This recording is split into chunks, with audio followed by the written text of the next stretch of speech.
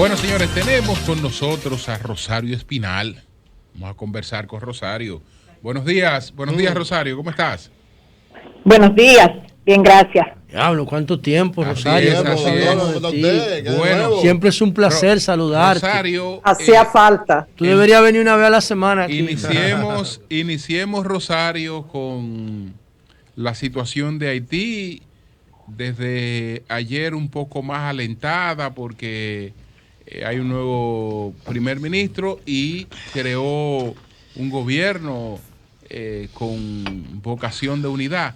Pero la situación de Haití. Bueno, la situación de Haití es sumamente complicada, no solamente por el asesinato del expresidente, que es como la punta del iceberg. Haití viene con una crisis agravada desde el 2018 y una incapacidad del gobierno de funcionar mínimamente. Todo eso termina con el asesinato de Moïse y ahora lo mejor que se puede esperar es que logren lo que se anunció ayer, una aparente reconstitución de una figura que lleve adelante un supuesto proceso que eventualmente realice elecciones. Ahí no hay condiciones para hacer elecciones, pero tampoco es posible promover otra alternativa que no sea elecciones. Entonces es un círculo vicioso, porque no hay condiciones para elecciones, pero tampoco es aconsejable decir que no se haga elecciones, porque cualquier gobierno transitorio que reciba el mensaje de que no tiene que hacer elecciones, pues se va a prolongar en el poder. Entonces, ese es el tranque, digamos. ¿Qué es lo más que se puede aspirar? A que se estabilice un poco la situación, que en un tiempo X se celebren unas elecciones donde va a participar un porcentaje bajo de la población. La mayor parte de la población haitiana se siente y está excluida de esos procesos por condiciones económicas, por cómo ve la forma en que se lleva a cabo la lucha entre grupos de poder. Entonces la sociedad se margina y no participa de los procesos electorales. Entonces la situación de Haití es crítica, no se va a mejorar sustancialmente en el futuro inmediato ni inmediato, y hay que ir viendo estos procesos a ver cómo van evolucionando. Rosario, y en medio de esta posición, de esta situación crítica, ¿cómo evalúas la posición de la República Dominicana? Básicamente el país ha solicitado y de manera reiterada la participación de la comunidad internacional para generar un diálogo interno. Dice que no hay una solución dominicana para la crisis haitiana y que respeta esos principios de no intervención y que todo debe ser solucionado por los pueblos. La República Dominicana está muy restringida en lo que puede hacer en términos políticos con respecto a Haití. La República Dominicana claramente tiene mucho interés y debe tener mucho interés en Haití y debe contribuir en las iniciativas que se puedan armar a nivel internacional. Pero la República Dominicana no puede ser el actor principal. La República Dominicana juega un papel importante y tiene que promover lo mejor que se pueda hacer para Haití. Y repetir que la República Dominicana no es la solución al problema de Haití es un sinsentido, porque la República Dominicana no es la solución al problema haitiano. Pero a la vez, la República Dominicana es una parte muy interesada porque es el país que comparte la isla con Haití. La República Dominicana se beneficia de la exportación. Haití es un país al que la República Dominicana exporta mucho, o sea que a la República Dominicana le conviene la estabilidad en Haití, para que pueda haber la transacción, el intercambio comercial, que es altamente beneficioso para la República Dominicana. Yo, por ejemplo, pienso que desde hace mucho el gobierno dominicano debió construir puertos, puntos de frontera súper modernos, con carriles adecuados para camiones, con carriles para vehículos, con carriles para motores y con carriles peatonales bien supervisados, porque la República Dominicana se beneficia económicamente del intercambio con Haití. Sí. Y debe facilitar, y es la que tiene más recursos para hacerlo. Eso no lo estoy planteando ni siquiera como beneficencia, ni caridad. Lo estoy planteando como cosas que la República Dominicana puede hacer para beneficiarse del intercambio comercial. Y eso también ayuda a que en Haití haya acceso a productos de consumo que Haití no produce. Rosario, bueno, hace tiempo que he dicho eso que dices, es decir, hay que organizar eso. Desentendernos no es una solución. Pero quiero que me hables ahora. Que plantea un muro. Okay, adelante, la pregunta. Yo he planteado organizar la frontera, y organizarla es hacer lo que ella está diciendo, que es lo que yo digo. Ahora, es decir, organizar los cruces. Ella está planteando trabajo, ella no está planteando un muro. Vamos a ir con Rosario. Ella está planteando comercio. Bueno, eso es lo que ella plantea. No, ahorita plantea un muro. Lo que yo he planteado permanentemente es que se organicen las agencias y que se establezcan controles, como ella ha planteado. Ese ha sido mi discurso de que llegué aquí. Ahora, adelante. No me distorsione. Mi pregunta es esta. El presidente Jovenel Moïse hablaba de un hombre descalzo con un arma de miles de dólares. En Haití hay decenas de bandas armadas, se produce permanentemente secuestro, muchos ciudadanos haitianos han migrado, algunos se han instalado en República Dominicana huyéndole esta situación, pero el pueblo haitiano en su mayoría no tiene opción, tiene que permanecer en esa situación, en ese hervidero que tiene. ¿Piensa que hoy por hoy, con el debilitamiento del financiamiento en los organismos internacionales, la OEA no tiene capacidad para una pequeña intervención o una, presencia que ayude a Haití a encaminarse a un proceso que le garantice una participación, aunque sea mínima, que le dé cierta legitimidad al proceso? Bueno, cuando uno dice, si yo te respondo en positivo que sí, que hay espacio para que la OEA o la ONU o algún mecanismo internacional tenga una presencia, inmediatamente surge el debate de la autonomía y la soberanía de los pueblos. Entonces, eso, yo tengo mucho cuidado con respecto a eso por ese motivo. Pero por otro lado, como tú indicas, a veces dejar los pueblos por su cuenta tiene sus bemoles. Entonces, hay que buscar la forma de balancear si se deja a los pueblos por su cuenta o si hay mecanismos internacionales que realmente puedan hacer un aporte. Lamentablemente, la experiencia con la MINUSTAH no fue positiva porque no dejó nada que permitiera un avance. Es decir, cuando hay algún tipo de intervención externa en un país, ya que ocurre y ya que se vulnera el principio abstracto de la soberanía, entonces lo que debería ocurrir es que cuando se vayan, dejen por lo menos las bases para que en ese país mejoren las condiciones una vez se retiran. Eso no pasó con los 13 años más o menos que estuvo la misión de la ONU en Haití. En la existencia de las bandas es producto de la carencia de un Estado. Como decía el famoso sociólogo clásico Max Weber, en la sociedad moderna, o una de las características fundamentales de la sociedad moderna, es que el Estado tiene el monopolio del uso de la fuerza. Si el Estado no tiene el monopolio del uso de la fuerza, entonces la fuerza se va a dispersar. Así es. O como existía antes del Estado moderno. Antes del Estado moderno existían las tierras que dominaban diferentes grupos, fueran diferentes grupos. O aquí antes de Trujillo. Exacto. Entonces, o sea, aquí eso ocurrió hasta entrado el siglo XX.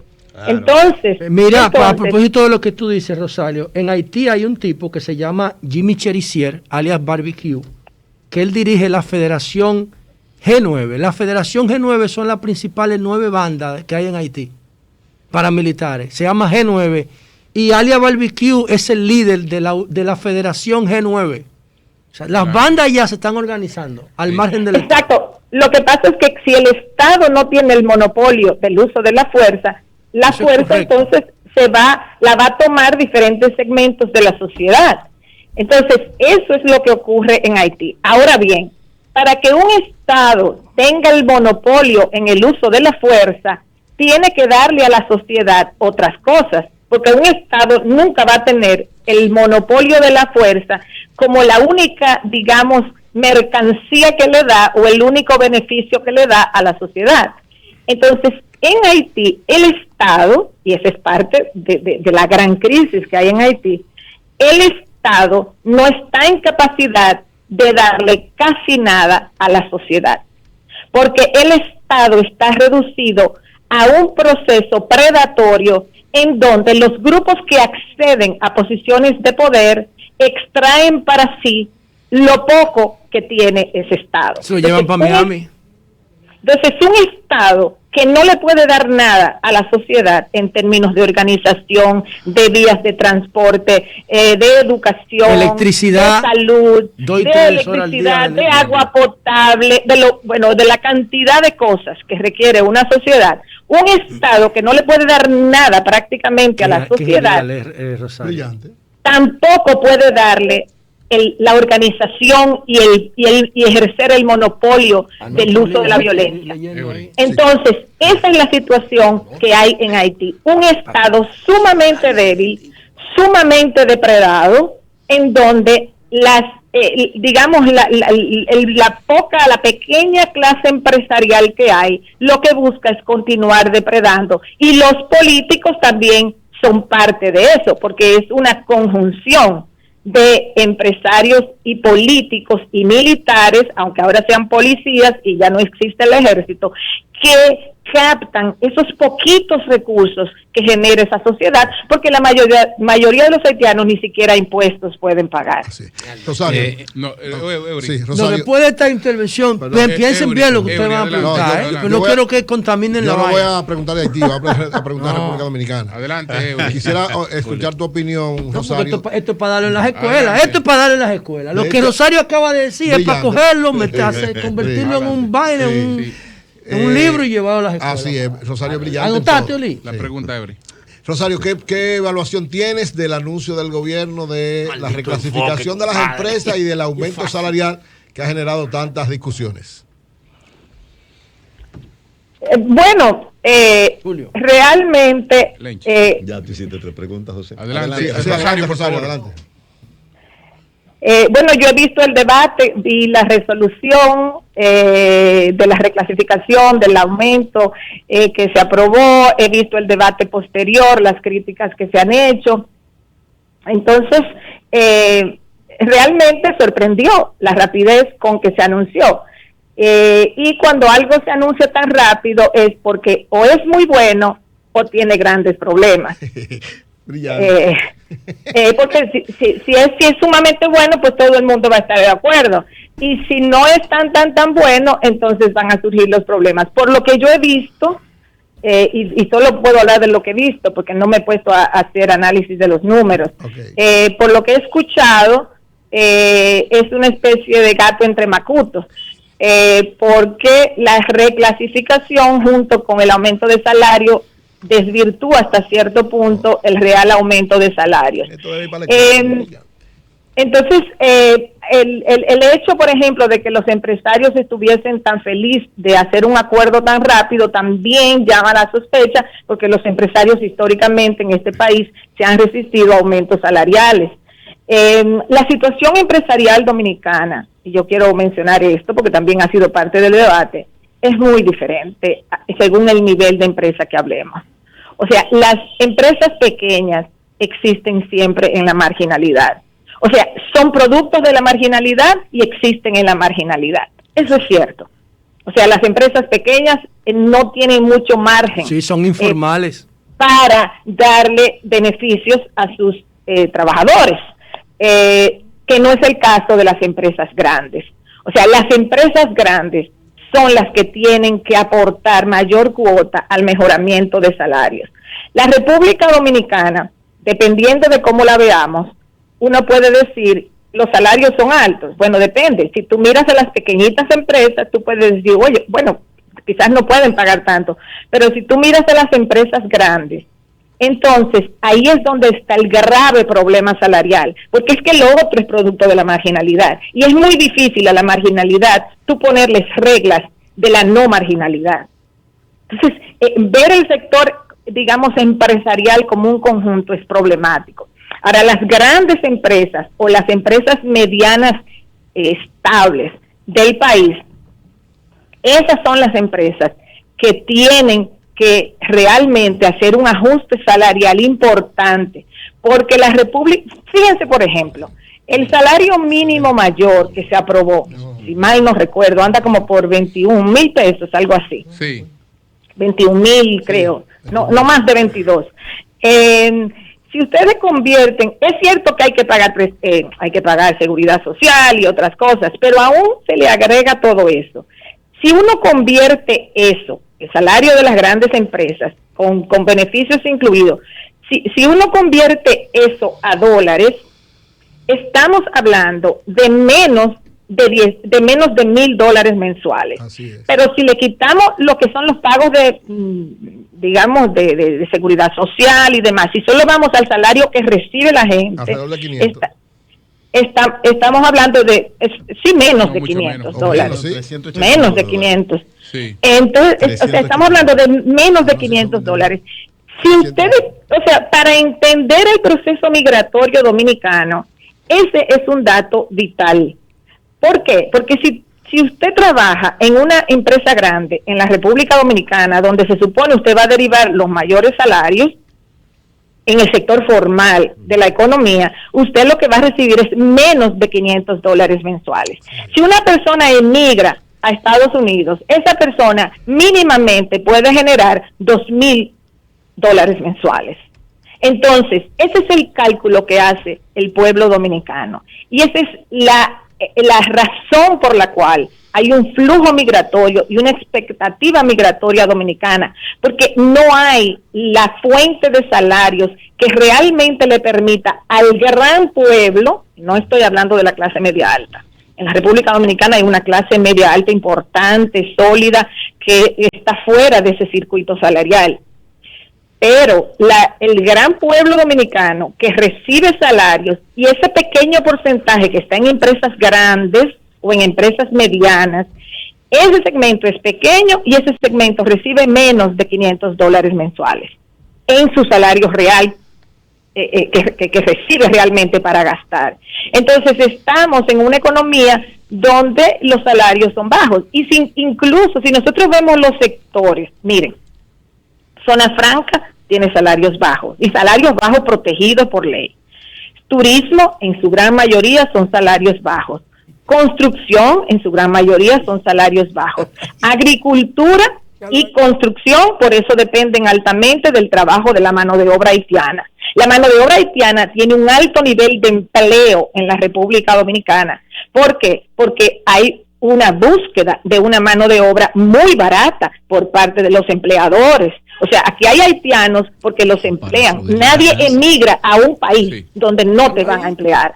Entonces, la migración haitiana no es producto de la maldad de nadie, ni de un organismo internacional, ni de una ONG, ni de nada por el estilo. La migración haitiana se explica porque sus condiciones son súper precarias en Haití, pero en la República Dominicana encuentran empleadores que le dan trabajo. Y esa es la lógica. Así como los dominicanos emigran, o los mexicanos, o de muchos países del mundo, a los países desarrollados, porque hacen el cálculo que yo les hice hace un rato. Si usted trabaja en una empresa grande y gana menos de $500 mensuales, su expectativa migratoria es grande. Y si no se puede ir, su expectativa es que un familiar se vaya para que ese familiar le envíe a su hogar $200 o $300 mensuales. Entonces, esos son los circuitos migratorios que caracterizan, que siempre han caracterizado los flujos migratorios del mundo, pero que hoy en día son aún más importantes, porque hoy vivimos en un mundo donde ha habido una promesa de mejoría de vida transmitida por todas las vías de medios de comunicación formales y redes sociales, y donde la gente en el mundo entero ha integrado la idea de que es posible vivir mejor y ve cómo otros viven mejor.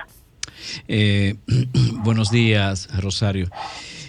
Me gustaría escuchar de usted cuál podría ser su hipótesis acerca del asesinato. ¿Qué lleva al asesinato de Juvenal Moïse? Y en segundo lugar, su opinión acerca de este gobierno, su evaluación así breve, en estos 11 meses que han transcurrido. Ok.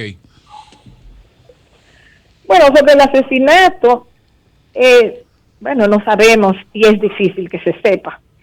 Lo más probable es que eso se va a quedar así de manera ambigua, o sea que uno lo único que puede es especular, pero lo más probable es que algún sector opositor de él decidiera eliminarlo. Él se encontraba en una situación de mucha debilidad gubernamental, por las razones que expliqué anteriormente, y que aunque él estaba en una condición de debilidad, ninguno de los otros tampoco representaba posibilidad de llegar al poder de manera inmediata. Entonces, pues algún opositor decidió terminar con él. Es lo más posible, pero yo no tengo, la verdad, mucho más que aportar en ese sentido.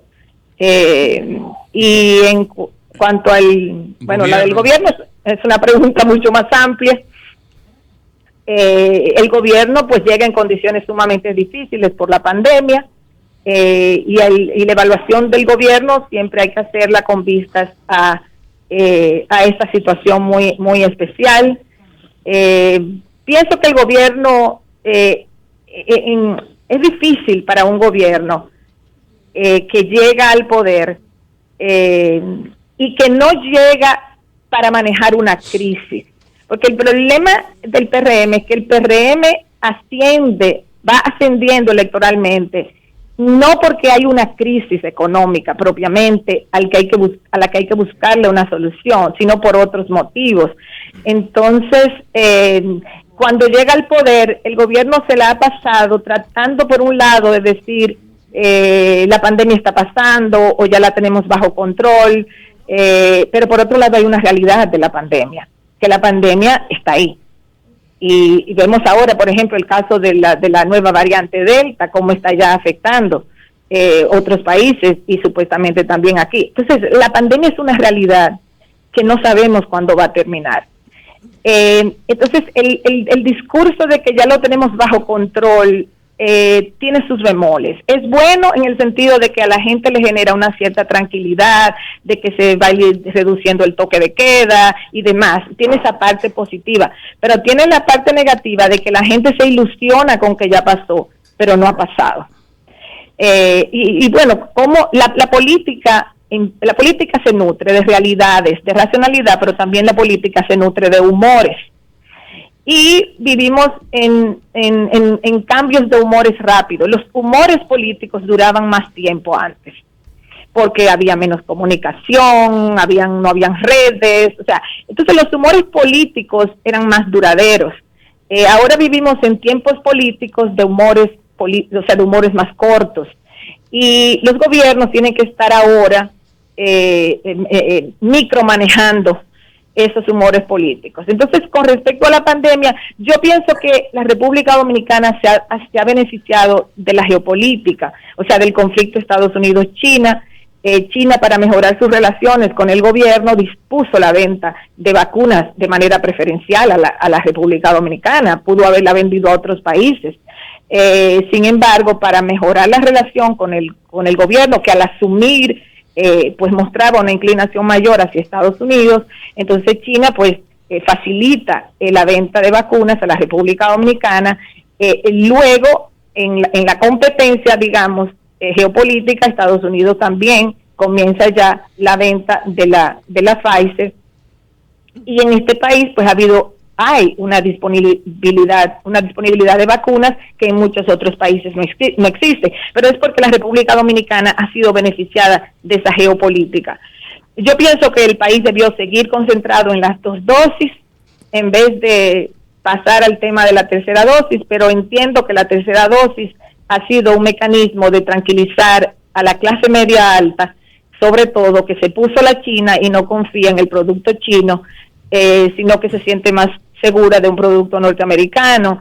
Entonces, creo que eso es lo que ha motivado todo esto de la tercera dosis, sin que haya pues evidencias. Puede ser que sea bueno o puede ser que no. Sí. Eso nadie lo sabe porque no se ha estudiado. Sí. Bueno. Pero el gobierno hay que verlo en ese contexto, digamos, del manejo de la pandemia. Si en el mejor de los escenarios posibles, si las vacunas funcionan, si las variantes se controlan con las vacunas, entonces ya va a venir una etapa más compleja para el gobierno, que va a ser el manejo de la economía, las secuelas económicas de la pandemia. Todo eso va a ser tarea pendiente para fines de este año y el año 2022, cómo manejar la economía realmente y cómo gastar el presupuesto, porque hasta ahora lo que ha habido es una contención del gasto público, pero no es posible mantener por mucho tiempo el país con una contención del gasto público. José. Bueno, Rosario, uno escucha expresiones de violencia cultural que salen desde aquí con relación a los haitianos. Por ejemplo, los haitianos no quieren saber de los dominicanos. Los haitianos no quieren invadir. Hay un plan para fusionar la isla. Los haitianos están fuera de la gracia de Dios. Eso hasta... ¿Tú lo dijiste eso una vez? ¿Tú no te arrepientes? Nunca, yo no dije eso. Bueno, para adelante. No, eso no. Los haitianos están en la... Todo el mundo está en la gracia de Dios. Tú aclara eso ahorita, porque tú dijiste... Tú fuiste que lo dijiste. Los haitianos... Él sabe que lo ha dicho. La inquietud. Los haitianos, el problema de Haití no tiene solución. Los haitianos nunca van a cambiar. Los haitianos no tienen odio. Toda esa violencia cultural, ¿qué valor tú le das en el tema de las relaciones dominico-haitianas? Y si tú crees que el Estado debería diseñar campañas para bajar ese nivel de violencia cultural y de mitos que se generan con relación a las relaciones con Haití. Bueno, eso tiene una larga historia. Lamentablemente, la identidad nacional dominicana tiene mucho que ver con su diferenciación con Haití. Así es. Y eso está arraigado. La ocupación de 22 años de Haití es parte del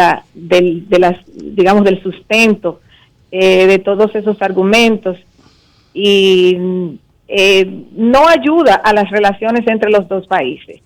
Si los dos países estuvieran totalmente separados, ni los dominicanos fueran a Haití, ni los haitianos vinieran a República Dominicana, pues esa discursiva no existiría o existiría muy poco, y si existiera, tuviera poco impacto. El problema con esa narrativa es que en la República Dominicana hay haitianos, hay una migración haitiana. Entonces, cuando tú tienes una población de un país X, en este caso de Haití, y tú tienes esa discursiva, esa narrativa. Urbanos, Rosario. Okay, es decir, eso se data en los rurales, los urbanos, estos campesinos, cuando estábamos en la universidad. Bueno, es que los grupos humanos, claro, todos, siempre buscan cómo generar su antagonismo hacia otro, por lo que sea, por religión, por raza, por clase, por género. O sea, eso es inherente a la constitución de los grupos humanos, porque la identidad de los grupos humanos realmente no se genera solo a partir de sus virtudes, sino que se genera a partir del rechazo del otro. Eso uno lo ve con cualquier variable social que uno utilice. Por eso hay tanta degradación racial o nacional o étnica o de género, de todo tipo, de orientación sexual, de lo que sea. Hundir al otro es parte de la estrategia de autodefinición de los grupos sociales, lamentablemente, porque no tiene que ser así, pero eso es una realidad social. Combatir eso tiene que ser un objetivo de las sociedades, sin duda. Combatir, porque uno no puede cerrar los ojos y decir, bueno, pues que siga esto, porque si no nos matáramos todos. Entonces, combatir eso es parte esencial de los procesos educativos. O sea, combatir que los mitos. Jonathan, adelante. Combatir yo tengo toda algo la narrativa de subordinación del otro. Voy a hacer hice una al principio. Rosario, Jonathan Liriano de este lado, buenos días. Buenos días. Rosario, en este país, en plena pandemia, están pendientes varias decisiones trascendentales. La reforma del sistema dominicano, la discusión y la posible reforma del sistema dominicano de seguridad social, la política del agua, está pendiente una reforma fiscal también en medio de esta pandemia. Y tenemos un contexto político y organizativo muy concreto, con un sector social y laboral bien precario, limitado. En ese escenario, ¿cuál usted cree, hacia dónde podría ir la República Dominicana al concluirse estas discusiones y decisiones sobre las grandes reformas sociales que están pendientes en este momento y que están en proceso de discusión? Mira, yo te voy a poner todo eso en un contexto, porque las va a afectar a todas. La República Dominicana tiene un inmenso desafío que afecta a todas esas cosas, y es el siguiente. Tradicionalmente hay una clase, digamos, económica pequeña, con mucho poder, que ha sido muy beneficiada durante mucho tiempo, con incentivos fiscales, con exoneraciones, con evasión de impuestos, con muchas cosas. Ese sistema, por otro lado, por razones que tienen que ver con que el país ha crecido económicamente, con que ha tenido estabilidad macroeconómica, con que ha tenido estabilidad política, todas esas otras variables han ayudado al crecimiento de la clase media. La República Dominicana tiene una clase media. Estoy diciéndolo desde hace mucho, pero aquí se resisten a creer que hay una clase media. No entiendo por qué. Aquí hay una clase media importante que ha crecido en los últimos 20, 30 años. Y luego hay unos sectores empobrecidos que unos son muy pobres, pero los muy pobres generalmente son los inmigrantes haitianos que no cuentan para fines políticos, y entre los dominicanos, dentro de los pobres, ese segmento recibe un subsidio, un segmento de ellos, de remesas familiares, porque algunos de sus familiares se han ido del país, entonces un poco con la ayuda de las remesas sobreviven. Ahora bien, todas esas reformas tienen que tomar en cuenta hoy en día a sectores tradicionalmente empresariales beneficiados por todas las medidas que aquí se toman, que compiten ahora con la clase media, porque la clase media tiene grandes expectativas de mejoría. La clase media no está pensando que va de aquí para peor. La clase media quiere ir de aquí para mejor. Entonces, una reforma impositiva, por ejemplo, que no beneficie, o que la clase media no sienta que le benefició, o por lo menos que no le perjudicó, es muy difícil de pasar. El tranque que hay con una reforma fiscal aquí es que no hay forma política hoy en día, pero tampoco el año que viene, de pasar una reforma fiscal que le dé un golpe a la clase media. Pero por otro lado, si tú no sacas el dinero de los de arriba, que no son tantos, tampoco tienes mucho espacio para sacárselo a los más pobres. Entonces, esa clase media que tiene más vocería hoy en día, a través de las redes, de los medios, esa clase media es crucial para tú gobernar. Y si se siente golpeada, va a rechinar. Sí. Entonces, ahí está el problema de muchas de las reformas que hay que hacer aquí, que para hacerlas no se puede hacer beneficiando simplemente a los de arriba y castigando a los de abajo, porque aunque aquí no hay un movimiento populista al estilo Castillo en Perú, aquí no hay nada de eso, ni se vislumbra en este momento, pero eso no quiere decir que no haya una clase media observando hasta dónde la van a castigar o no cuando lleguen las Rosario, reformas. El impacto político, porque ya lo judicial será otra cosa, pero el impacto político de estos procesos de presunta persecución a la corrupción. Uh-huh. Mira, yo voy a hablar desde el punto de vista político, que es lo que tú has preguntado. Desde el punto de vista político, hay una novedad. La novedad es la siguiente. La corrupción ha sido una constante en la vida nacional. Todos los gobiernos dominicanos terminan en medio de escándalos de corrupción. En el pasado, prácticamente el único caso sonoro fue la persecución en el gobierno, cuando Balaguer vuelve en el 86 a Jorge Blanco. O sea, fue, digamos, en términos de una figura política de relevancia. Las otras han sido, digamos, de funcionarios de segunda categoría, y no han sido muchos los sometimientos hasta este momento, hasta este proceso. ¿Tú no consideras, Rosario, lo que pasó en el 2000 con el PETCA y la persecución por el PM y por el plan Renove? ¿No consideras eso relevante? Esos fueron casos muy específicos y de funcionarios secundarios. Y no fueron muchos procesos. Sí, fueron bueno, no sé. Para adelante, sí, adelante, Rosario. O sea, yo no recuerdo, o sea, eran muy específicos, bueno, adelante, y funcionarios de segunda importancia. No, estaba el secretario administrativo de la presidencia, el tesorero, el contador, el ministro de Obras Públicas. El ministro de Obras Públicas. O sea, hubo un momento donde había gente significativa, Rosario. Sí, pero recuerden, esos son casos muy específicos. Nosotros estamos en un proceso donde no sabemos dónde va a terminar esto, lo que está ocurriendo.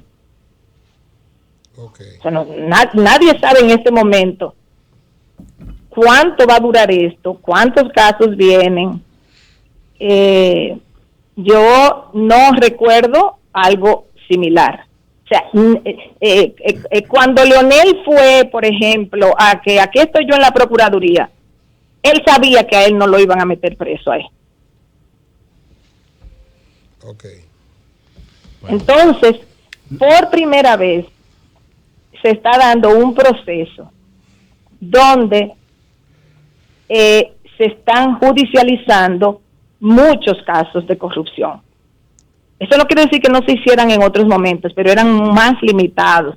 Esta es la primera vez que eso se está dando. Es la primera vez y no sabemos cuántos más casos van a sacar. Entonces, tradicionalmente, ¿qué es lo que se hacía en la República Dominicana? Llegaba un gobierno nuevo, como siempre terminan con escándalos de corrupción, se hacía algún tipo de intervención, ¿sí? Habían 2 o 3 que se le hacían procesos y se llevaban presos, luego se soltaban, lo que fuera. Pero las cosas, cuando llegaba un nuevo partido al poder, se desplazaban, digamos, los corruptos del anterior y entraban los otros, que eventualmente se convertían en los corruptos del nuevo gobierno. Y así sucesivamente.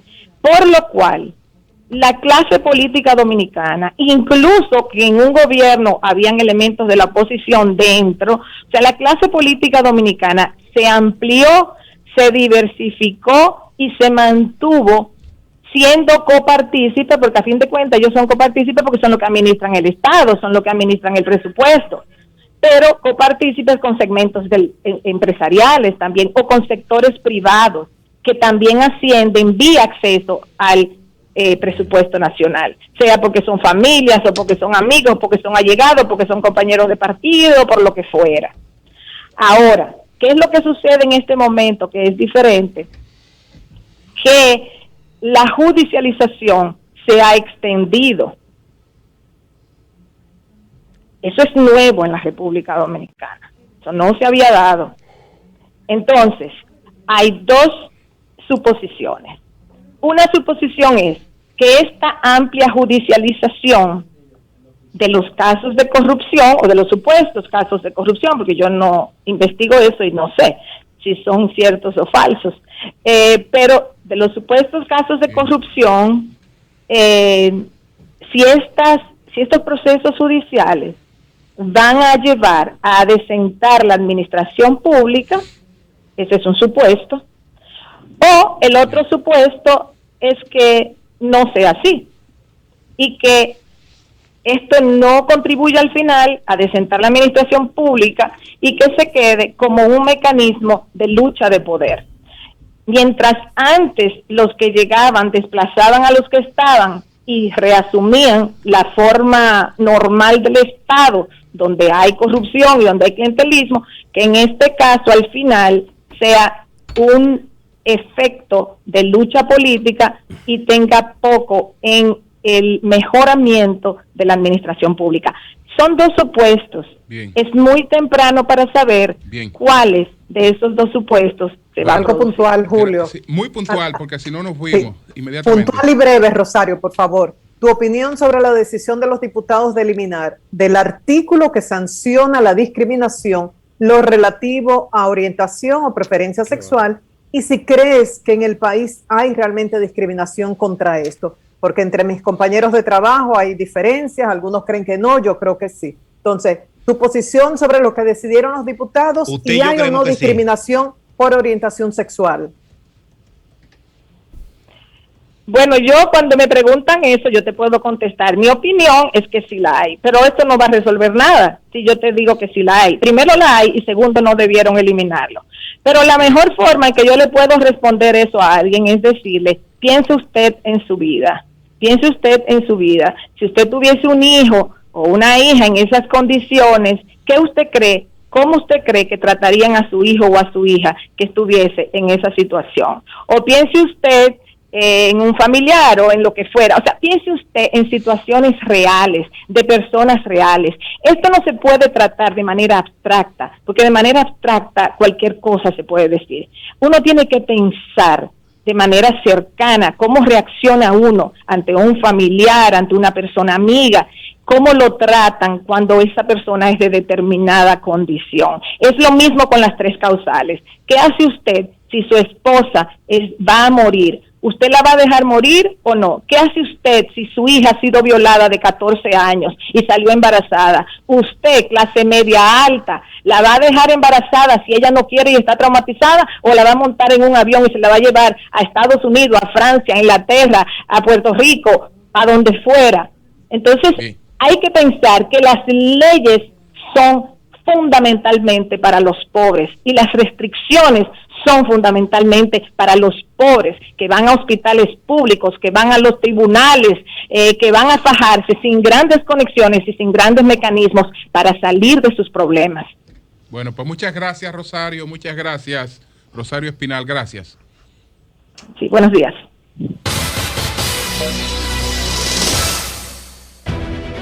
Sol 106.5, la más interactiva. Una emisora RCC Miria.